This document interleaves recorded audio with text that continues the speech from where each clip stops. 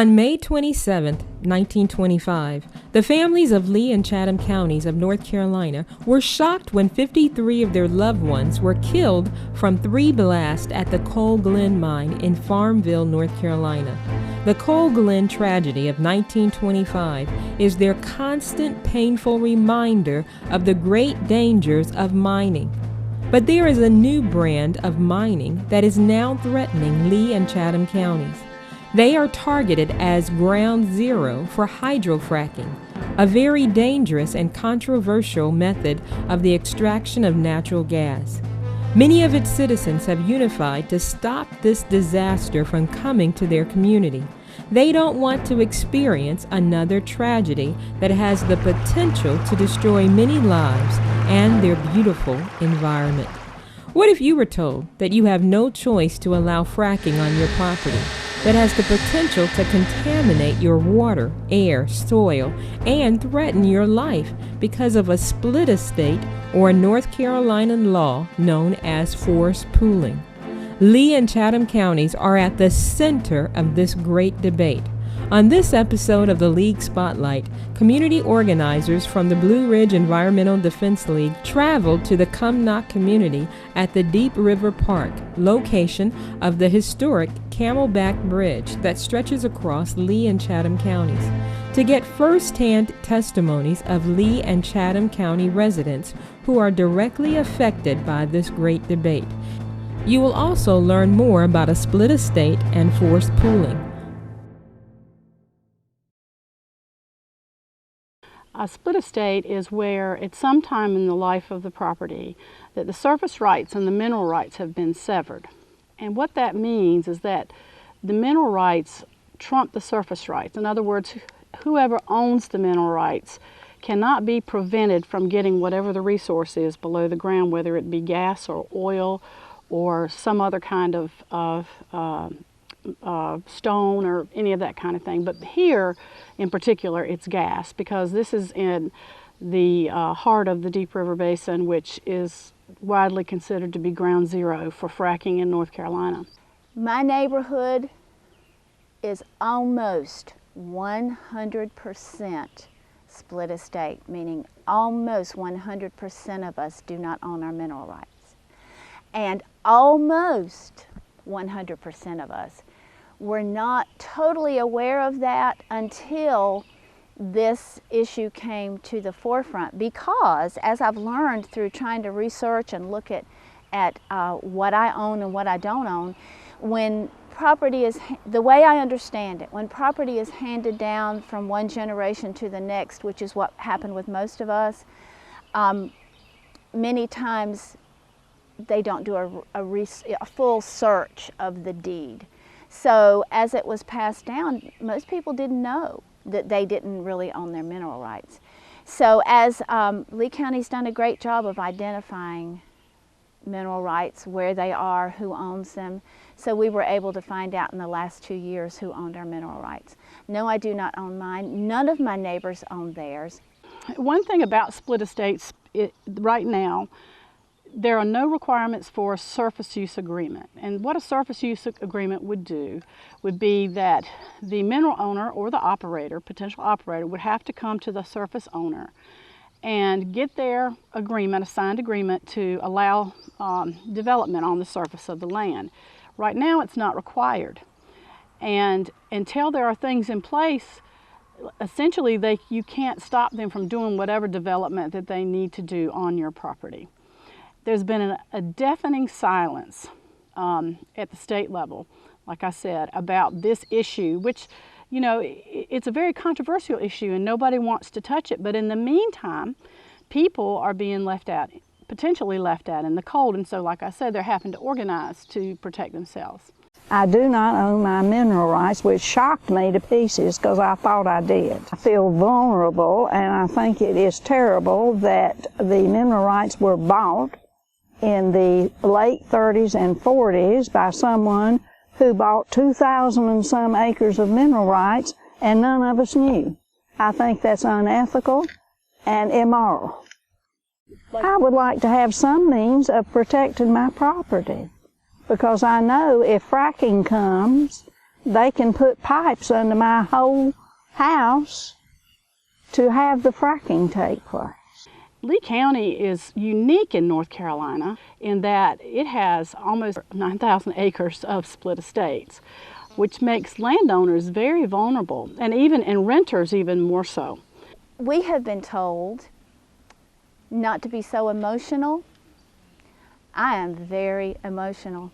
I'm emotional when I feel like I may be losing what I chose as my way of life. I chose to be back here in Cumnock. I chose to be in rural America. I choose to pay the taxes on the land that will have no say about what happens. So I do feel very violated. My concern with the fracking is that people who do not want to be fracked, want absolutely nothing to do with it, are going to have nothing to say about whether or not a drilling company comes in and takes over their property. With the law being as it is concerning fracking, compulsory or forced pooling, called integration of resources in the legislation, allows a driller, if he has no rights to your property, to give you a 30-day notification by certified mail, return receipt requested, after which time he can send crews to your property to survey, cut timber, put in roads, put in pipelines, put in storage tanks, even drill a well on your property against your will.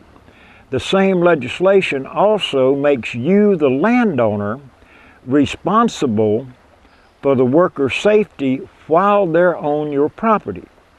Your homeowner's insurance will not cover you because these people are not your guests.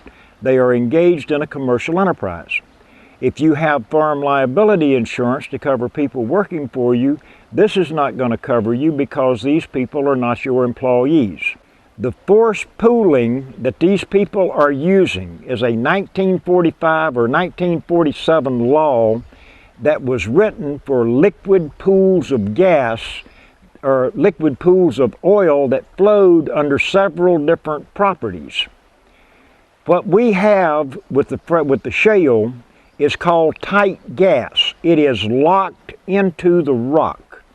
In order for them to get to it, they have to drill down to it, set off explosions to fracture the rock, and then pump in this slurry mix to get the gas to come out. The technology exists today that they can frack right up to a person's property line, go no farther, and the person whose property is not fracked will not lose any of their resources whatsoever.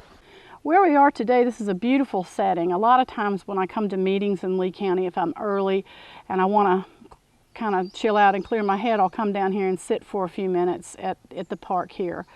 And even though it's privately owned, if forced pooling is allowed, and if the industry comes here, this park could potentially be compelled into a drilling unit and could be developed if they find gas here. I don't think that our lawmakers, our legislature, the Mining and Energy Commission, or the DENR is doing anything to protect the individual landowner or personal property rights.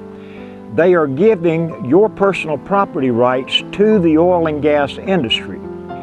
They say that if they mess your property up, destroy or whatever, that they will restore your property when they leave. I defy any person, any company to restore 20 acres of 200-year-old forest land and the habitat that it provides.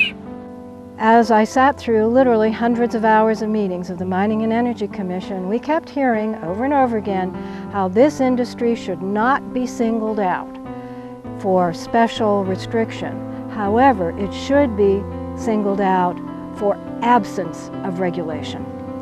That, to me, is the most horrible two-sided coin that I can envision for the state of North Carolina. So do I think that citizens are going to be protected? Not at all. Not at all. As I attended the fracking meetings, it was clear to me that local government has to be willing to step up to the plate, because the legislature in Raleigh is not interested in having local governments interfere with what they consider state business, except we all live here. Everyone lives at the local level. They do not live at the state level. They live in their community, in their neighborhood, in their town, in their county. That's where government and democracy totally have everything to do with your quality of life. That communities have to organize in order to protect themselves, and that's where the strength is. And I think that one thing that has been precious to me is to meet people in communities, such strong, intelligent, loving people who don't deserve this kind of abuse, which is, to me, that's what it is abuse of power. And coming together and working together towards the same issue is just going to strengthen a community. So that's the good side of it. The Coal Glen tragedy of 1925, I'm afraid, is not going to be the only disaster that we will see with fracking.